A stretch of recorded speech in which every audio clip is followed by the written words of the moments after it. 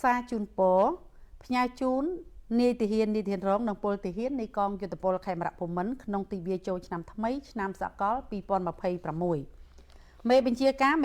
រងនាយទាហានរងនិងពលទាហានគ្រប់ស្ថាប័នកងឯកភាពនៃកងយុទ្ធពលខេមរៈភូមិន្ទទាំងអស់ជាទីស្នេហាក្នុងឱកាសដ៏វិសេសវិសាលពោពេញដោយក្តីសំណរីរាយនៃទិវាចូលឆ្នាំថ្មីឆ្នាំសកល2026ខាងមុខនេះតាមនាមថ្នាក់ដឹកនាំក្រសួងការពារជាតិនៃកងយុទ្ធពលខេមរៈភូមិន្ទនិងខ្លួនខ្ញុំផ្ទាល់សូមផ្ញើជូននៅសេចក្តីនឹករលឹកយ៉ាងជ្រាលជ្រៅជាទីបំផុតចំពោះមេបញ្ជាការរងនាយទាហានរងនិងពលទាហានទាំងអស់ក្នុងកងយុទ្ធពលខេមរៈភូមិន្ទដែលកំពុងបំពេញភារកិច្ចនៅតាមស្ថាប័នកងឯកភាពនានាសិក្ខាកាមកំពុងតែសិក្សាទាំងក្នុងនិងក្រៅប្រទេសព្រមទាំងកងកម្លាំងបំពេញបេសកកម្មរក្សាសន្តិភាពក្រោមឆ័ត្រអង្គការសហប្រជាជាតិសូមទទួលបាននូវសុខភាពល្អបរិបូរណ៍កម្លាំងមាំមួននិងសម្រេចបានជោគជ័យគ្រប់ភារកិច្ចជូនជាតិមាតុភូមិ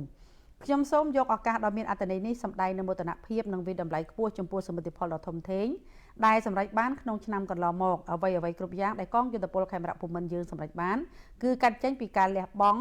ខិតខំពុះពៀជំនះគ្រប់ឧបសគ្គនិងការលំបាកនានាហ៊ានធ្វើពលិកម្មគ្រប់បែបយ៉ាងដើម្បីការពារជាតិមាតុភូមិការពារសន្តិសុខជាតិស្ថិរភាពនយោបាយ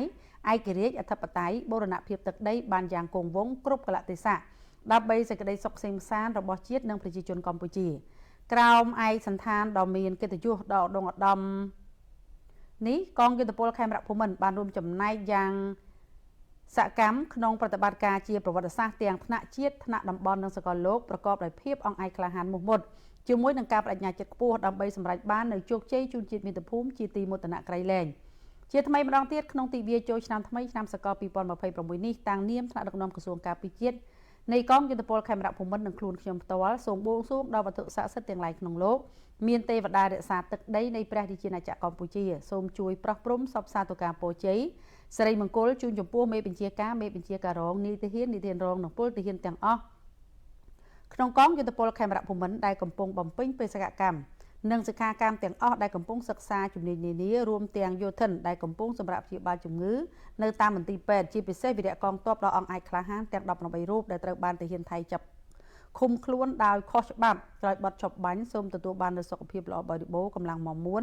ចាប់បានវិលត្រឡប់មកកាន់មាតុភូមិកំណើតដើម្បីបន្តបេសកកម្មដ៏ឧត្តមឧត្តមជូនជាតិមាតុភូមិនៃយើងសូមទទួលបាននូវពុទ្ធពរទាំង4ប្រការគឺអាយុវណ្ណៈសុខៈពលៈជានិច្ចនិរន្តរ៍តរៀងទៅរាជធានីភ្នំពេញថ្ងៃទី19ខែធ្នូឆ្នាំ2025ឧបនាយករដ្ឋមន្ត្រីក្រសួងការពារជាតិហត្ថលេខានាយឧត្តមសេនីយ៍ទាសីហា